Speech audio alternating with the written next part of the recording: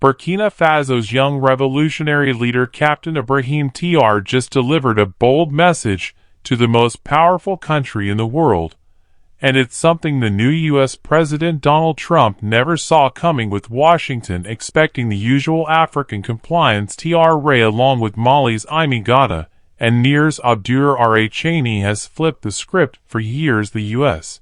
and its European allies controlled Africa's resources, dictated its policies, and used military presence as a bargaining chip, but now the Sahel has had enough. These leaders aren't asking for independence, they're taking it on their own terms. The big question is, how will Trump react? Chapter 1. The West's era in Africa is crumbling. For decades the U.S. and France treated Africa like a business investment. Financial aid came with strings attached. Military support was never about protecting African nations, it was about controlling them. Western corporations walked away with Africa's gold, uranium, and lithium, while local economies struggled.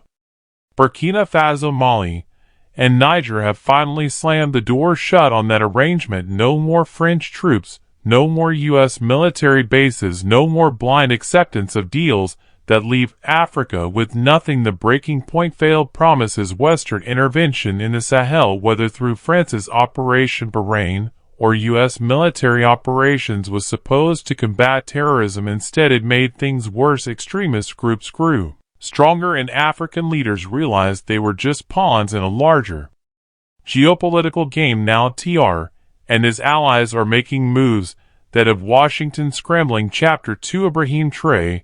When Captain Ibrahim Traoré took control of Burkina Faso in 2022, men underestimated him. A young, fiery military officer leading a nation in crisis, the West expected him to fall in line. Instead, he turned the tables. One of his first major moves, expelling French troops in early 2023, he gave them a clear message: you failed to protect us from terrorists, so we're handling things ourselves. Then came the economic shift. Burkina Faso's natural resources were being drained by foreign corporations with little benefit for the people. Trade decided enough was enough. He began pushing for national control over the country's gold and other key industries. And let's talk about alliances. While the West expected Burkina Faso to remain dependent on them, Traoré took a different route, one that led straight to Russia. Military cooperation, weapons deals, and training programs with Moscow showed that Burkina Faso had found a new, more reliable partner. Washington wasn't just watching, it was panicking. Chapter 3. Assimi Goïta. Mali's Colonel Assimi Goïta has been just as bold since 2021. He's made it clear that Mali will not be a Western puppet. His biggest moves, expelling the French military. France had been in Mali for decades, claiming to fight terrorism.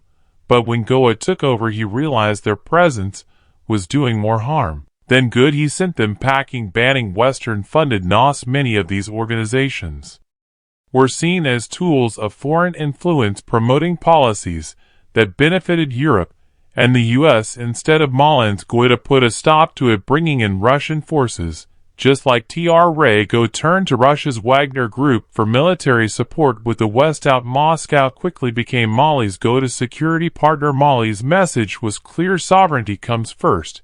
And just like in Faso, the people supported it. Chapter 4. Niger's Abdurrahman Chani exposes the US. Then came Niger's shocking turn. Once considered a solid US ally in the fight against terrorism, Niger made a dramatic shift in 2023. When General Abdurrahman Chani took power, his government wasted no time in exposing what they saw as years of exploitation and unfair treatment by the United States. One of the biggest bombshells to emerge from Chan's government was the revelation that while the U.S. was paying $63 million per year to maintain military bases in Djibouti, Niger received absolutely nothing for hosting American troops. This wasn't just an oversight, it was a clear example of how Washington had taken Niger's cooperation for granted, expecting compliance without compensation. For Chani, this was unacceptable. His administration demanded answers But what they found only added to their frustration. Chan's grievances against the U.S. went beyond just financial injustice. His government revealed that U.S. military operations in Niger had allegedly been carried out without proper legal agreements, effectively ignoring Nigerian sovereignty.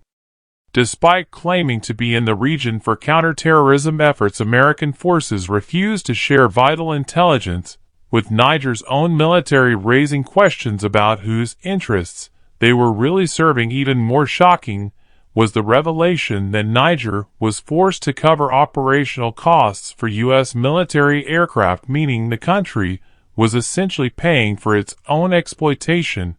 But perhaps the most infuriating issue for Chan's government was the level of political interference coming from Washington.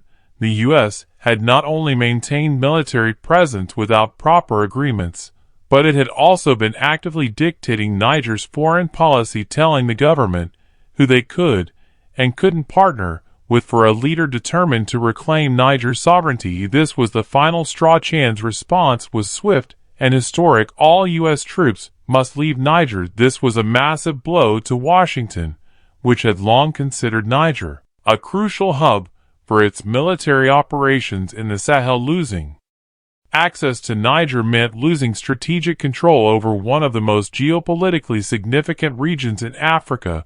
For the first time in decades, the U.S. was being forced out, not by armed resistance, but by a government that had simply decided it would no longer accept being treated as a subordinate. Chapter 5: Why this matters for the future of Africa. The revolution happening in the Sahel isn't just about three countries. It's part of a larger movement sweeping across Africa. For centuries, the West dictated Africa's future, shaping its economies, politics, and military strategies to serve external interests. But now a new wave of leadership is rewriting the rules, determined to put national sovereignty above foreign influence. The Sahel is just the starting point, a spark that could ignite a continent-wide shift towards self-reliance and true independence. Africa is home to some of the world's most valuable mineral resources, essential to global industries, from energy to technology. Yet, for decades, Western corporations have maintained control over these assets, extracting immense wealth, while leaving African nations with little to show for it.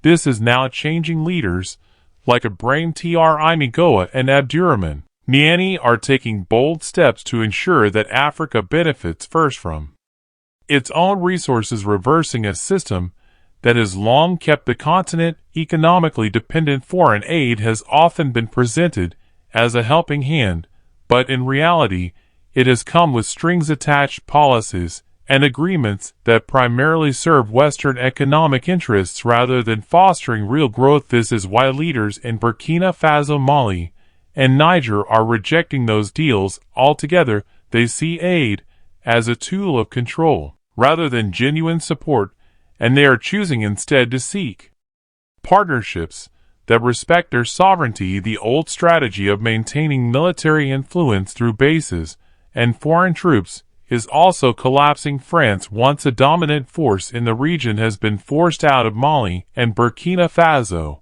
and now even the United States is facing expulsion from Niger. The era of Western military dominance in Africa is rapidly fading. The new reality is one where African nations decide their own security strategies, no longer dependent on foreign forces that often serve external interests rather than local stability.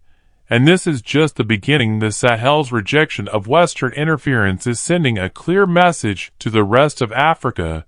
It is possible to break free from neocolonial control. More countries are watching, and if this movement continues, it could reshape Africa's political and economic future for generations to come. Chapter 6: How will Trump respond? Donald Trump's return to power raises major questions about the future of US-Africa relations, particularly with the revolutionary governments of Burkina Faso, Mali, and Niger. Unlike Joe Biden, who promoted multilateralism and democracy, Trump has always favored an America-first approach where foreign policy is driven by economic and security interests rather than ideological concerns. With Sahelian leaders rejecting Western dominance, the U.S. must now decide how to navigate this shifting political landscape. One possible scenario is that Trump takes a pragmatic approach, engaging with Sahelian leaders purely on economic and security grounds. He may be willing to overlook ideological differences if he sees potential for financial or strategic benefits. This could mean new security deals, economic partnerships, or resource-based agreements that serve us interests without the traditional diplomatic conditions attached. However, given the region's growing alignment with Russia and China, Trump may find it difficult to secure meaningful cooperation. Another possibility is that Trump attempts to renegotiate terms directly with leaders like Traore and Cheney. Known for his unconventional diplomacy, he might bypass traditional channels and seek direct engagement. However, these leaders have made it clear that they will not compromise their sovereignty,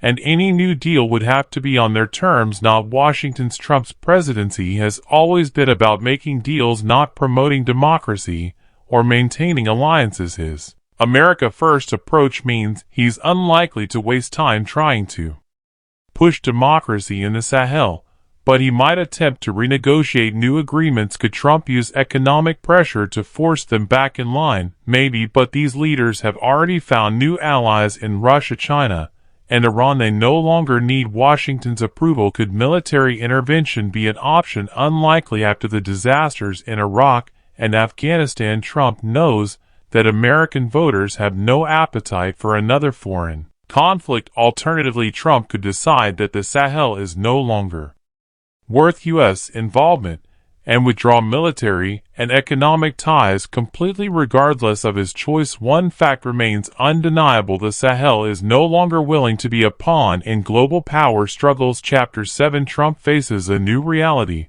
The Sahelian leaders have made it clear they are charting a new course free from Western dominance. The geopolitical landscape is shifting, and the world is watching to see how Trump navigates this new reality. No matter how Trump responds, one thing is certain: the Sahel will never go back to being a submissive partner to the West. These leaders have shown that Africa is no longer willing to be exploited. They're not asking for independence, they're enforcing it. They're not seeking permission, they're taking action. The world is watching. The West is losing its grip, and Africa is rising. Is this the beginning of true independence for Africa, or will the West find a way to reclaim control? Let me know in the comments, and if you found this video insightful, don't forget to like, subscribe, and hit the notification bell. See you in the next one.